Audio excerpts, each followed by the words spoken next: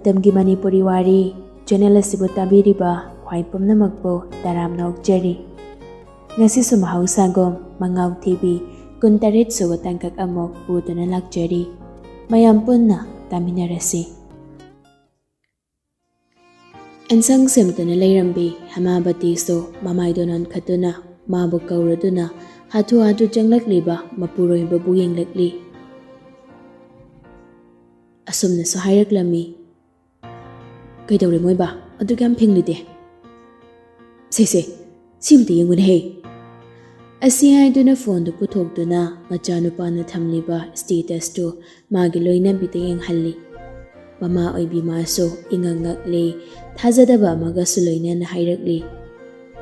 Moiba sibu nachanupana thamairane.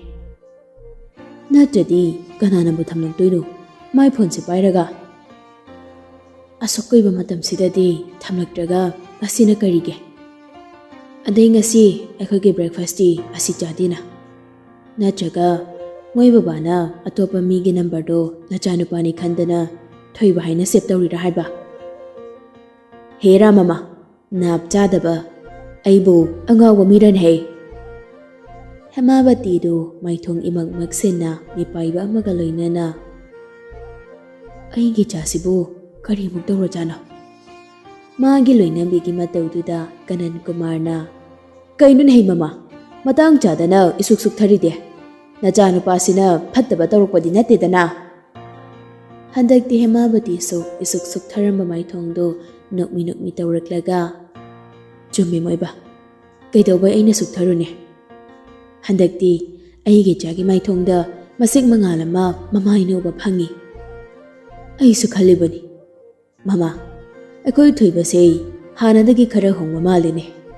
Masi akoi gi damaktadi afaba oiribani. Hemabati do amuk khatli ichana pamjaba nupiga lairaba jalmoiba. Nachanupada hangadi khangaroine madui wadu made. Ahaloi raklaba anidu masagi ahongba khazik urakpaduda thamoi benjai maithong maka lamna machagi maramda wari makha jathai. Jingsangna dressing room da lairingai phamungna kanda laiba table du da thamnamba magi mobile do ring khinglei. Tari bani mahakso magi ringtone makholdo adugo satthoklaga tawrakliba koldo paikhaluge khande. Adogi mahod magi mapiloi shelibado adum loiselli. Jingna bani manaso kol tawraklido magi chanaba marukto oiramgani haina. Atai maramgisu oiramoi magi WhatsApp status tu ubadagi ayuksida kol tawrakliba oiramgani haina khanbani. Kol dumaso paikhalaktre haina tawrakpa lepa natte pairakti fawba tawni haibagi wakhalda namtawni tawshalakliba. Hanjin som tawshalakpaduda jingsang so dressing room dagi thoraktuna phamung thariba domduda gam lai. Table mathakta khingduna leiriba phone do tam paikhatuna yengi. Jingnarambadumak jumle call tawraklibado magi chanajaba marupdo oiramle. Call do paikhalaga phone do manakongda thammi. Asomdagi yaijina laktharai. Ngasaide kedawlege mina call tawrakladi sasat pairakpa kedawge. Kaino isawekta tawraisiba saktado nungsirakdaba. Nang sumina pairakti khangnadi koktokpa kedawge. Hey taningdre yare. Ado kaino itha thajatana ngasi WhatsApp status ka thamlisiba kamai taino. Wahangdugi paukham pibagi mahod wadu thaidorakli. Thabaka chalodro nangba. Binai waga thidorkanu ko kai khalakpadaino ba nangni status ka thamlaise. Paukham pida lakte yaroi dori haiba khangladona sum thamani. Yadabra.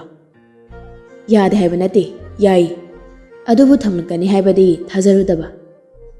Thamlabanina thajaro. Thajadaba se nakanamada thamkrasi. Kari khalakpadainoba nangni status thamlise maramdo hairo. Nungai khidre dongthongna. Hairoda. Magi marupki matawduda jingsangso machinna thokpa ama khangai hairei. Ngasidi khoi mana semba sandwich do yamna hauraba. Adoi sum thamkhibani.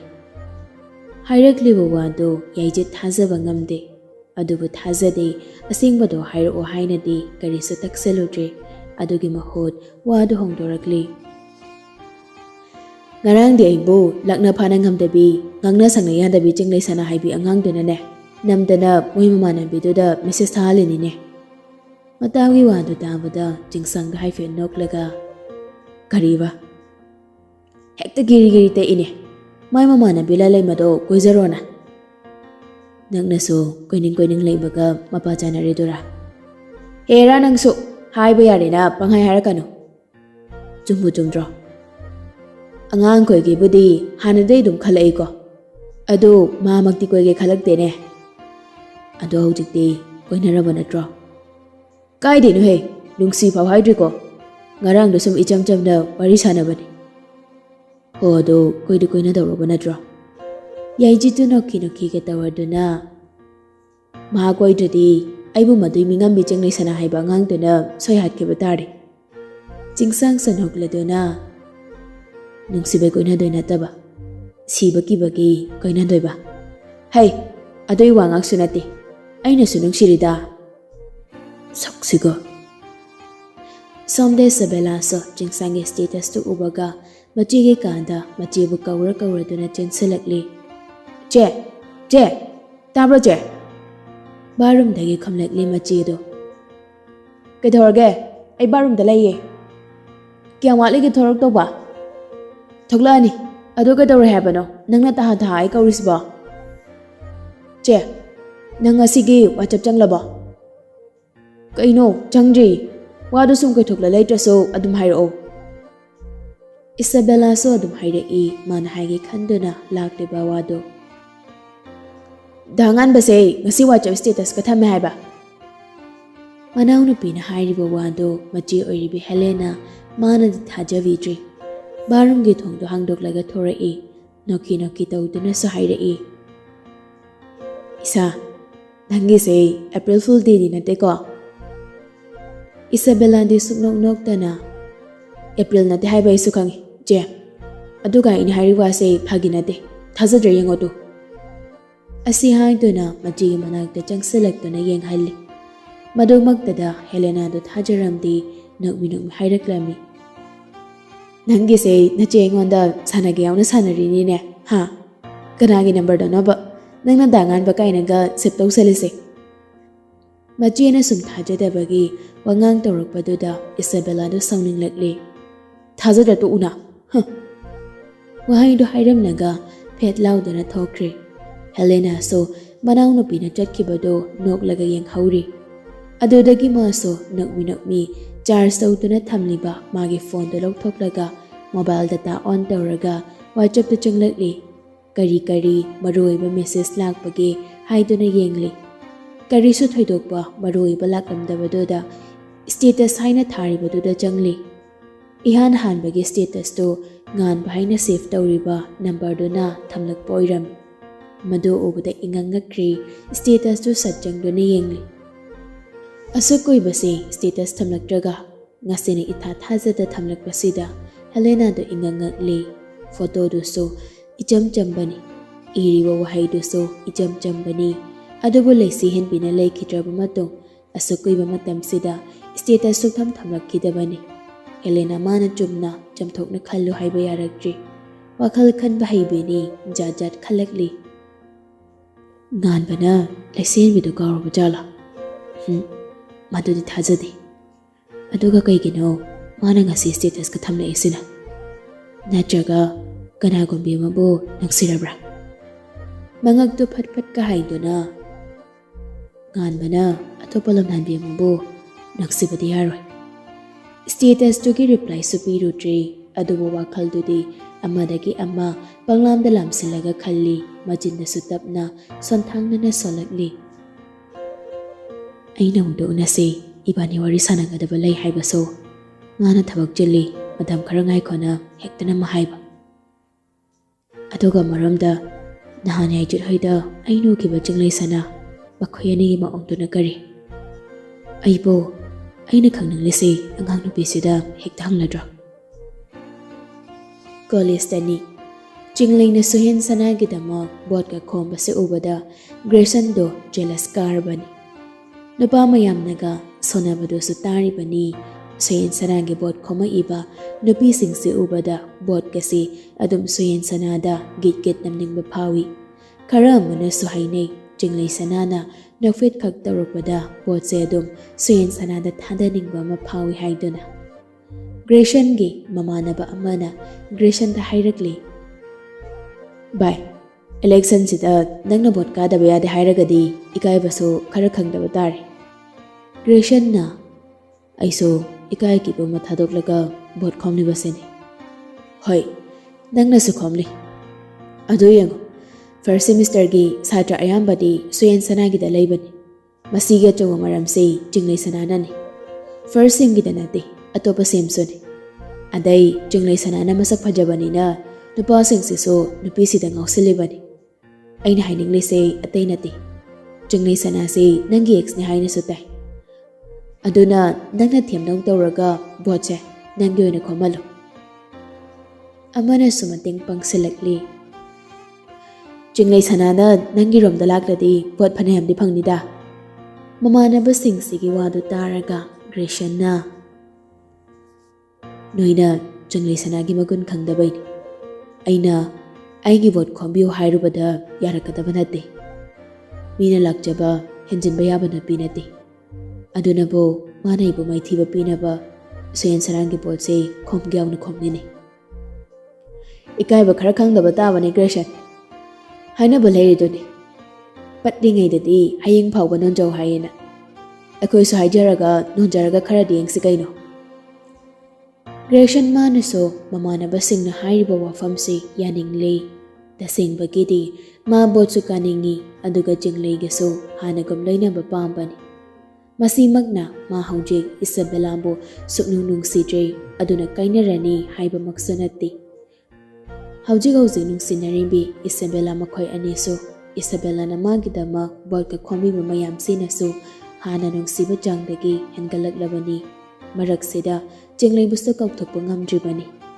Mamanaba amana mo Soy sum khanaragane leidoi mahod jinglai sana na thirusi. Asi haiduna Grayson bo jingduna purai. Grayson maso yaningdabagi mataw ulagdri. Mamanaba tay kharaso Grayson hoigi matung inarakli. Jinglai sana hoigi kangboso class yauduna leibado Grayson hoi kangbuna sa uri. Mado bada classroom dogi manakwaida class to loisalak pangairi. Grayson gi mamanaba mana Bot kilan maraksida class yaw ko sutang himaline. Amana mo boto mana leptaw dinate dana. Amana so paminari moy marise masak sudam hing bayabani. Moy marise na bot khomjilak pada bikom na pa kaiseri adum tubi na haidi. BBA kangbodi ayambana suyan sana giloy no ikini.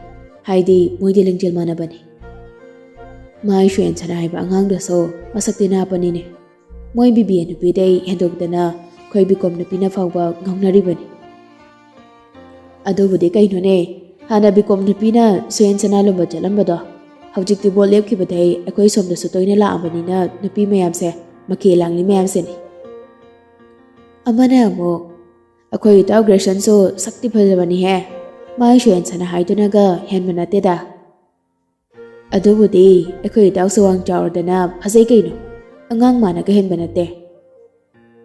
Nupagi wafam simadi khangdre. Adubu nupi singsidi bot lepi ba nupa animag masak phajaba ngakta. Aduna karambada bot pi sige khanbada makok kaungpa phanayam sa yaram tawribanida. Mayamda mukpuna nogli. Nupa na tadawna amadagi ang makotsinduna moy kangbodo wiwangang nari. Suyen sanagi mamanaba masaka hena fazaba khara yawani ko. Aduda kensinba nupi su yawri poni. Hakmalli he moy kangbose fazaba nga khan tinaraba kaino. Mamanaba mayamduna sanariba wari duda Grayson yawsandi. Nganna su tasaludi. Magi haibabu jinglay hoyna yawriba klasi yangna loishankiba haibasini. Magi wakalduna khaliba. Mamanaba singduna haijinba sanati. Grayson su napa moinadi adum yengba yamba sakta oibani. Phibam mortisu napa adum malibani. ꯑꯗꯨꯕꯨ ꯁꯨꯌꯦꯟ ꯁꯅꯥꯒ ꯃꯈꯣꯏ ꯑꯅꯤ ꯌꯦꯡꯅꯔꯛꯄ ꯃꯇꯝꯗꯗꯤ ꯁꯨꯌꯦꯟ ꯁꯅꯥꯅ gentle ꯑꯣꯏꯕ ꯍꯦꯟꯕꯅꯤ꯫ ꯁꯨꯌꯦꯟ ꯁꯅꯥꯒꯤ gentle ꯁ꯭ꯃꯥꯏꯜꯗꯅꯤ ꯅꯨꯄꯤ ꯃꯌꯥꯝꯁꯤꯅ ꯉꯥꯎꯅꯔꯤꯕꯗꯨꯁꯨ꯫ Minute 15 ꯂꯩꯕꯒ class ꯂꯣꯏꯔꯗꯨꯅ ꯑꯣꯖꯥꯗꯨ ꯊꯣꯛꯈ꯭ꯔꯦ꯫ ꯃꯗꯨ ꯎꯕꯗ ꯒ꯭ꯔꯦꯁꯟ ꯍꯣꯏ ꯀꯥꯡꯕꯨꯁꯨ ꯀ꯭ꯂꯥꯁꯔꯨꯝꯗꯨꯗ ꯆꯪꯁꯤꯜꯂꯛꯂꯤ꯫ ꯃꯌꯥꯏꯋꯥꯏꯗ ꯐꯝꯂꯤꯕ ꯅꯨꯄꯤꯁꯤꯡꯗꯨꯒꯤ ꯃꯅꯥꯛꯇ ꯆꯪꯁꯤꯜꯂꯛꯏ ꯃꯈꯣꯏ ꯃꯌꯥꯝꯗꯣ꯫ ꯆꯤꯡꯂꯩ ꯍꯣꯏꯁꯨ ꯀ꯭ꯂꯥꯁꯔꯨꯝꯗ ꯒ꯭ꯔꯦꯁꯟ ꯍꯣꯏ ꯆꯪꯂꯛꯂꯤꯕꯗꯨ ꯎꯔꯤꯕꯅꯤ꯫ ꯑꯗꯨꯕꯨ ꯊꯋꯥ ꯁꯥꯗꯦ ꯆꯪꯂꯛꯂꯤꯕꯗꯨꯁꯨ ꯃꯣꯏꯒꯤ ꯃꯅꯥꯛꯇꯅꯤ ꯍꯥꯏꯕ ꯈꯪꯗꯦ꯫ ꯆꯨꯝꯅ ꯚꯣꯠ ꯈꯣꯝꯕ ꯂꯥꯛꯆꯕꯅꯤ ꯍꯥꯏꯅ ꯈꯜꯂꯤꯕꯅꯤ꯫ ꯈꯜꯂꯨꯔꯤꯕꯗꯨꯒ ꯑꯣꯟꯅ ꯇꯩꯅꯕꯗ ꯒ꯭ꯔꯦꯁꯟ ꯍꯣꯏ ꯀꯥꯡꯕꯨꯗꯣ ꯃꯣꯏꯒꯤ ꯕꯦꯟꯁ ꯃꯅꯥꯛꯇꯨꯗ ꯂꯦꯞꯂꯔꯤ꯫ ꯆꯤꯡꯂꯩꯅꯁꯨ ꯃꯇꯥꯏ ꯊꯪꯅ ꯐꯝꯕꯅꯤ꯫ ꯒ꯭ꯔꯦꯁꯟꯅ ꯆꯤꯡꯂꯩꯕꯨ ꯀꯧꯔꯛꯂꯤ꯫ ꯄꯤꯛꯇ꯭ꯔꯨ꯫ ꯂꯩꯇꯣꯟꯗ ꯄꯛꯄꯅꯤ ꯄꯤꯛꯇ꯭ꯔꯨ ꯍꯥꯏꯕ ꯃꯤꯡꯗꯣ, ꯑꯗꯨꯕꯨ ꯃꯄꯨꯡ ꯐꯥꯅ ꯍꯥꯏꯗ꯭ꯔꯤꯉꯩ ꯒ꯭ꯌꯥꯟ ꯂꯥꯛꯇꯨꯅ ꯁꯦꯝꯗꯣꯔꯛꯂꯤ꯫ ꯆꯤꯡꯂꯩ ꯁꯅꯥ꯫ ꯉꯁꯥꯏꯗꯒꯤ ꯃꯣꯏꯗ ꯍꯟꯅ ꯐꯥꯎꯕ ꯌꯦꯡꯂꯝꯗꯕ ꯆꯤꯡꯂꯩꯁꯨ ꯃꯃꯤꯡ ꯀꯧꯔꯛꯑꯕꯅꯤꯅ ꯃꯃꯤꯠꯇꯣ ꯑꯣꯟꯊꯣꯛꯇꯨꯅ ꯅꯨꯄꯥꯗꯨꯗ ꯌꯦꯡꯂꯛꯂꯤ꯫ ꯃꯆꯤꯟꯅ ꯊꯣꯛꯅꯗꯤ ꯈꯨꯝꯂꯝꯗꯦ, ꯑꯗꯨꯕꯨ ꯃꯤꯠꯌꯦꯡꯗꯨꯅꯗꯤ ꯇꯥꯛꯂꯤꯕꯅꯤ ꯀꯧꯔꯤꯕꯗꯨ ꯇꯥꯏ ꯍꯥꯏꯅ꯫ ꯕꯦꯟꯁꯇꯨꯗ ꯐꯝꯂꯤꯕꯤ ꯑꯟꯖꯂꯤ, ꯄꯤꯡꯀꯤ, ꯂꯂꯩꯃ ꯃꯈꯣꯏ ꯑꯍꯨꯝꯁꯨ ꯒ꯭ꯔꯦꯁꯟꯗ ꯐꯠ ꯌꯦꯡꯂꯛꯂꯤ꯫ ꯀꯨꯏꯅ ꯌꯦꯡꯂꯝꯕꯗꯤ ꯅꯠꯇꯦ, ꯃꯃꯥꯏꯁꯤꯡꯗꯣ ꯑꯃꯨꯛ ꯑꯣꯟꯊꯣꯛꯈꯤꯗꯨꯅ ꯃꯈꯣꯏꯅ ꯊꯣꯛꯄ ꯂꯩꯈ꯭ꯔꯦ꯫ ꯒ꯭ꯔꯦꯁꯟꯁꯨ ꯃꯣꯡꯍꯥꯗ ꯈꯣꯟꯖꯦꯜꯗꯨ ꯏꯇꯞ ꯇꯞꯊꯅ, ꯆꯤꯡꯂꯩ ꯁꯅꯥ, ꯋꯥꯔꯤ ꯑꯝꯇ ꯁꯥꯟꯅꯁꯤ꯫ ꯈꯨꯝꯂꯛꯏ ꯅꯨꯄꯤꯗꯨꯁꯨ ꯏꯇꯞ ꯇꯞꯅ, ꯑꯗꯨꯝ ꯍꯥꯏꯌꯨ꯫ ꯁ꯭ꯋꯥꯏꯗꯗꯤ ꯅꯨꯡꯉꯥꯏꯇ꯭ꯔꯦ, ꯃꯄꯥꯟꯗ ꯑꯣꯏꯅ ꯁꯥꯟꯅꯁꯤ꯫ ꯆꯤꯡꯂꯩꯁꯨ ꯋꯥꯍꯩ ꯑꯃ ꯐꯥꯎꯕ ꯍꯥꯏꯗ ꯐꯝꯂꯝꯕꯗꯒꯤ ꯐꯨꯛ ꯍꯧꯒꯠꯂꯒ ꯅꯨꯄꯥꯗꯨꯒꯤ ꯃꯥꯡ ꯊꯥꯗꯨꯅ ꯊꯣꯛꯈ꯭ꯔꯦ꯫ ꯅꯨꯄꯤꯗꯨꯒꯤ ꯃꯇꯧꯗꯨꯗ ꯒ꯭ꯔꯦꯁꯟꯁꯨ ꯅꯣꯛꯃꯤ ꯃꯇꯨꯡ ꯏꯟꯅꯔꯛꯂꯤ꯫ ꯂꯩꯍꯧꯔꯦ ꯒ꯭ꯔꯦꯁꯟꯒꯤ ꯃꯃꯥꯟꯅꯕꯁꯤꯡꯗꯨꯁꯨ ꯀ꯭ꯂꯥꯁꯔꯨꯝꯗꯨꯗ ꯄꯣꯠ ꯈꯣꯝꯗꯨꯅ꯫ ꯀ꯭ꯂꯥꯁꯔꯨꯝꯒꯤ ꯃꯄꯥꯟꯗ ꯊꯣꯔꯛꯂꯒ ꯂꯩꯔꯤꯕ ꯕꯦꯔꯦꯟꯗꯥꯗꯨꯗ ꯃꯐꯝ ꯆꯥꯕ ꯃꯤ ꯂꯩꯇꯕ ꯑꯃ ꯌꯦꯡꯂꯒ ꯂꯦꯞꯄꯤ ꯑꯅꯤꯗꯣ꯫ ꯆꯤꯡꯂꯩꯗꯤ ꯋꯥ ꯑꯝꯇ ꯉꯥꯡꯂꯛꯇꯦ, ꯇꯨꯃꯤꯟ ꯂꯦꯞꯂꯤꯕꯅꯤ ꯅꯨꯄꯥꯗꯨꯅ ꯍꯥꯏꯔꯛꯀꯗꯧꯔꯤꯕ ꯋꯥꯗꯨ ꯇꯥꯔꯒꯦ ꯍꯥꯏꯅ꯫ ꯅꯨꯄꯥꯗꯨꯃꯁꯨ ꯋꯥꯔꯤꯗꯨ ꯍꯧꯗꯣꯔꯛꯂꯤ꯫ ꯆꯤꯡꯂꯩ ꯁꯅꯥ, ꯑꯩꯅ ꯍꯥꯏꯗꯧꯔꯤꯕ ꯋꯥꯁꯦ ꯇꯥꯔꯒ ꯑꯩꯕꯨ ꯌꯥꯝꯅ ꯑꯣꯏꯖꯕ ꯊꯤꯕꯅꯤ ꯍꯥꯏꯅꯗꯤ ꯈꯟꯕꯤꯔꯛꯀꯅꯨꯀꯣ꯫ ꯋꯥꯗꯤ ꯉꯥꯡꯗ ꯃꯃꯤꯠꯇꯨ ꯍꯨꯠꯇꯨꯅ ꯅꯨꯡ ꯌꯧꯅ ꯅꯨꯄꯥꯗꯨꯗ ꯌꯦꯡꯂꯛꯂꯤ꯫ ꯒ꯭ꯔꯦꯁꯟꯁꯨ ꯋꯥꯗꯨ ꯃꯈꯥꯗꯨꯃꯛ ꯇꯥꯔꯛꯂꯤ꯫ ꯑꯩ ꯅꯪꯒꯤ ꯅꯐꯝꯗꯨꯗꯤ ꯌꯥꯝꯅ ꯂꯥꯟꯈ꯭ꯔꯦ꯫ ꯂꯥꯟꯈ꯭ꯔꯦ ꯍꯥꯏꯕꯁꯦ ꯏꯁꯥꯅ ꯌꯥꯖꯩ꯫ ꯍꯟꯗꯛꯇꯤ ꯅꯨꯄꯤꯗꯣ ꯇꯞꯅ ꯃꯣꯡꯍꯥꯟ ꯍꯥꯏꯔꯛꯂꯤ꯫ ꯍꯥꯏꯗꯧꯕ ꯋꯥꯗꯣ ꯀꯣꯏꯊꯣꯛꯇꯅ ꯑꯗꯨꯃꯛ ꯁꯠ ꯍꯥꯏꯔꯛꯑꯣ꯫ ꯒ꯭ꯔꯦꯁꯟꯁꯨ ꯍꯦꯛ ꯍꯥꯏꯗꯣꯛꯄꯗꯤ ꯉꯝꯗꯦ, ꯏꯛ ꯑꯥ ꯇꯧꯗꯨꯅ ꯂꯩ꯫ ꯃꯇꯧꯗꯨꯗ ꯆꯤꯡꯂꯩꯁꯨ ꯃꯥꯒꯤ ꯁꯛ ꯈꯔ ꯀꯥꯛꯂꯞ ꯇꯧꯕꯤꯗꯣ ꯑꯃꯨꯛ ꯇꯧꯁꯤꯜꯂꯤ꯫ ꯍꯥꯏꯗꯧꯕ ꯂꯩꯇ꯭ꯔꯗꯤ ꯑꯩ ꯆꯪꯉꯒꯦ꯫ ꯉꯥꯏꯈꯣ꯫ ꯑꯁꯤ ꯍꯥꯏꯔꯕ ꯃꯇꯨꯡ ꯒ꯭ꯔꯦꯁꯟꯁꯨ ꯊꯧꯅꯥ ꯄꯨꯝꯕ ꯈꯣꯝꯖꯤꯟꯗꯨꯅ ꯇꯞꯅ ꯍꯥꯏꯔꯛꯂꯤ꯫ ꯏꯕꯥꯅꯤꯒꯤ ꯃꯔꯛꯇ ꯂꯩꯔꯤꯕ ꯅꯨꯡꯉꯥꯏꯅꯗꯕ ꯃꯌꯥꯝꯁꯦ ꯀꯥꯎꯊꯣꯛꯇꯨꯅ ꯍꯥꯟꯅꯒꯨꯝ ꯂꯩꯅꯔꯁꯤ꯫ ꯋꯥꯗꯨ ꯇꯥꯕꯗ ꯆꯤꯡꯂꯩ ꯁꯅꯥꯗꯣ ꯁꯥꯎꯅꯤꯡꯅ ꯃꯃꯤꯠ ꯈꯔ ꯒ꯭ꯔꯦꯁꯟꯗ ꯌꯦꯡꯂꯛꯂꯤ꯫ ꯑꯗꯨꯕꯨ ꯋꯥꯗꯤ ꯃꯔꯛ ꯊꯠꯆꯤꯜꯂꯛꯇꯦ꯫ ꯅꯨꯄꯥꯗꯨꯅ ꯍꯥꯏꯅꯤꯡꯂꯤꯕꯗꯨ ꯑꯗꯨꯝ ꯃꯄꯨꯡ ꯐꯥꯅ ꯍꯥꯏꯍꯜꯂꯤ꯫ ꯅꯪꯅ ꯅꯨꯡꯉꯥꯏꯔꯣꯏꯗꯕ ꯊꯕꯛ ꯀꯌꯥꯁꯨ ꯑꯩꯅ ꯇꯧꯈ꯭ꯔꯦ꯫ ꯇꯥꯕꯗ ꯅꯨꯡꯉꯥꯏꯔꯣꯏꯗꯕ ꯋꯥꯍꯩ ꯀꯌꯥ ꯑꯃꯁꯨ ꯑꯩꯅ ꯁꯤꯖꯤꯟꯅꯈ꯭ꯔꯦ꯫ ꯑꯗꯨꯕꯨ ꯃꯗꯨ ꯄꯨꯝꯕꯗ ꯀꯥꯎꯊꯣꯛꯇꯨꯅ ꯍꯥꯟꯅꯒꯨꯝ ꯍꯔꯥꯎ ꯍꯔꯥꯎ ꯂꯩꯃꯤꯟꯅꯁꯤ꯫ ꯑꯗꯨꯒ ꯀꯣꯂꯦꯖꯀꯤ ꯏꯂꯦꯛꯁꯟꯁꯤꯗꯁꯨ ꯃꯤꯒꯤꯗꯃꯛ ꯆꯦꯟꯒꯗꯧ ꯃꯍꯨꯠ ꯑꯩꯒꯤꯗꯃꯛ ꯆꯦꯟꯕꯤꯌꯨ꯫ ꯅꯪꯅ ꯍꯥꯏꯗꯨꯅ ꯅꯪꯒꯤ ꯅꯃꯥꯟꯅꯕꯤꯁꯤꯡꯁꯤꯁꯨ ꯑꯩꯒꯤ ꯃꯤ ꯑꯣꯏꯍꯜꯂꯨ꯫ ꯅꯨꯄꯥꯗꯨꯅ ꯄꯥꯝꯂꯤꯕꯗꯣ ꯀꯩꯅꯣ ꯈꯪꯂꯕꯗ ꯆꯤꯡꯂꯩꯗꯨ ꯇꯞꯅ ꯅꯣꯛꯂꯛꯏ꯫ ꯏꯆꯝ ꯆꯝꯅ ꯅꯣꯛꯄ ꯃꯤꯅꯣꯛꯇꯤ ꯅꯠꯇꯦ꯫ ꯅꯨꯄꯥꯗꯨꯒꯤ ꯏꯀꯥꯏ ꯈꯪꯗꯕ ꯃꯇꯧ, ꯃꯁꯥꯒꯤꯗ ꯈꯟꯕ ꯁꯥꯖꯠ ꯃꯌꯥꯝꯁꯤꯅ ꯅꯣꯛꯄꯅꯤ꯫ ꯅꯣꯛꯄꯗꯨ ꯑꯃꯨꯛ ꯆꯞ ꯂꯦꯞꯂꯗꯨꯅ, ꯍꯥꯏꯗꯧꯕ ꯂꯣꯏꯔꯕ? ꯅꯨꯄꯤꯗꯨꯅ ꯎꯠꯂꯛꯂꯤꯕ ꯃꯑꯣꯡꯗꯣ ꯑꯗꯨꯝ ꯈꯪꯂꯤ ꯅꯨꯄꯥ ꯃꯥꯁꯨ ꯃꯥꯅ ꯍꯥꯏꯔꯤꯕ ꯋꯥꯁꯤꯗ ꯅꯨꯄꯤꯁꯤꯅ ꯌꯥꯅꯤꯡꯗꯦ, ꯌꯥꯔꯛꯑꯣꯏ ꯍꯥꯏꯕꯗꯣ꯫ ꯑꯗꯨꯕꯨ ꯃꯃꯥꯏꯗꯨ ꯀꯟꯁꯤꯜꯂꯗꯨꯅ ꯑꯃꯨꯛꯁꯨ ꯍꯥꯏꯔꯛꯂꯤ꯫ ꯏꯕꯥꯅꯤ ꯍꯥꯟꯅꯒꯨꯝ ꯂꯩꯅꯔꯁꯤꯕ ꯆꯤꯡꯂꯩ ꯁꯅꯥ꯫ ꯅꯪꯅ ꯏꯐꯝꯗꯒꯤ ꯂꯥꯞꯊꯣꯛꯈꯤꯕꯗ ꯑꯩꯒꯤ ꯊꯃꯣꯏꯁꯤ ꯏꯍꯥꯡ ꯍꯥꯡꯉꯤ, ꯋꯥꯈꯜꯁꯨ ꯂꯩꯇꯥꯐꯝ ꯈꯪꯗꯦ꯫ ꯑꯁꯪꯕ ꯈꯖꯤꯛ ꯎꯠꯇꯨꯅ ꯈꯣꯟꯖꯦꯜꯗꯤ ꯀꯥ ꯍꯦꯟꯅ ꯍꯧꯗꯕꯤꯗ ꯁꯛ ꯇꯥꯈꯠꯂꯞ ꯉꯥꯡꯕ ꯋꯥꯉꯥꯡꯗꯣ ꯇꯧꯔꯛꯂꯤ ꯆꯤꯡꯂꯩ ꯁꯅꯥꯗꯣ꯫ ꯑꯀꯣꯏꯕꯁꯤꯗ ꯃꯤ ꯌꯥꯝ ꯂꯩ, ꯚꯥꯞ ꯈꯔ ꯇꯥꯟꯅꯁꯤ꯫ GM College of Commerce tane BCom tamlibi satri amana mahagi senior nupa amada khupakna thare kaina social media da kaida viral chatpada nungaiti phajafam soidida nupedogi mi ositaba manba wangangdoda nupado saunginglakli aduba sawadu phathaje nupi sisu ningsa sor asangma mohandorakladuna monghada itaptapna hairakli dagresan Board ki matang oiragadi hanaso J Sabela da wafam pumba khangan khrabani mado J Sabela na dagresan na tambra tamdabra dodi ai khangzaje adubo amuksu hanjina hairiseni sayen sanadi aigi marupni marup ki damak marup amana namma mateng du pangani amaromda dagresan ga igadi naknaba marinati hoi hana loinarami dinarami naknarami adubu hauzikti madupumbodo oidre aduna karisu thoknadaba migidamagta bodki ko chenba chenchungba tawboda ngamjararoi chenchungba khaknatana aigi bodse pawo bijararoi aidi soyen sananda bod pirani magidamagta sa chengani Grayson sumagi mapukjal pikpage wangangdo amuk tawrakli